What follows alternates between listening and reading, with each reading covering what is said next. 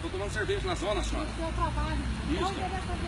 Desculpa, cadê o endereço da senhora? Não, eu não dou endereço da senhora.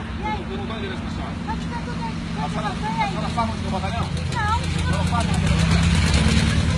Identifique quem é a senhora primeiro. Identifique quem é a senhora primeiro. Sim. Que educação tu tem, né? Bom dia, Gravaína. Sim, grava mesmo. Que educação tu tem, né? A senhora tem mais ainda, ó. Bater palminha da senhora. Não precisa. Bater palminha da senhora. Não precisa, meu amigo. A senhora tinha que ter E aí, humildade. negão? A senhora E tinha aí, que ter negão? E aí? A senhora tá presa. A Presa? senhora tá presa. Pode prender. Ó, vocês, todo mundo viu? Gente. Viu me chamar? Ai!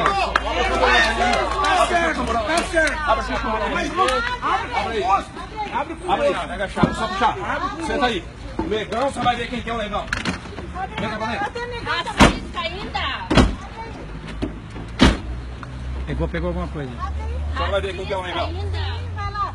Só vai ver quem que é o negão. Vai na chave. Faz um que você compra primeiro. Não tá percebendo? Racismo. Só segura essa porta aqui. Segura, por favor.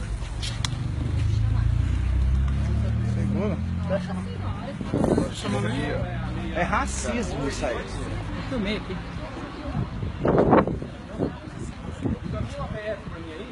A mãe do menino aí chegou aqui. Racismo! Vai, puxa.